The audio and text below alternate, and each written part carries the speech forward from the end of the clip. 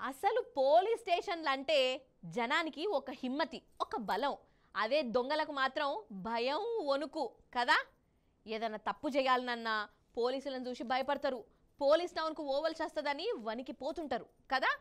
అసోంటిది పోలీసు టౌన్లోనే దొంగలు పడితే ఎట్లుంటది? ఇగో గిట్లుంటది చూడుండ్రి.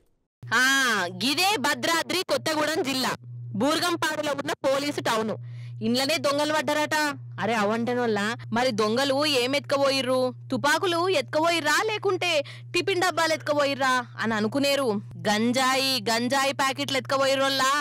అరే అవంటనోళ్ళ, మరి పోలీస్ టౌన్లకు గంజాయి ప్యాకెట్లు ఎట్లొచ్చినాయ్యా అనంటే ఆడికే వస్తున్నా. అయితే పోలీసులు చెక్కింగులు గిక్కింగులు ఎత్తంటే గంజాయి బ్యాచ్ దొరికిందుల్లో. గంజాయిని తీసుకున్నారు, సీజ్ చేసిర్రు, పోలీస్ టౌన్ లో పెట్టిర్రు. గట్లనే దొంగ బండ్లుంటే వాటిని కూడా పోలీస్ టౌన్ కాన్నే పెట్టి సీల్ చేసిర్రు.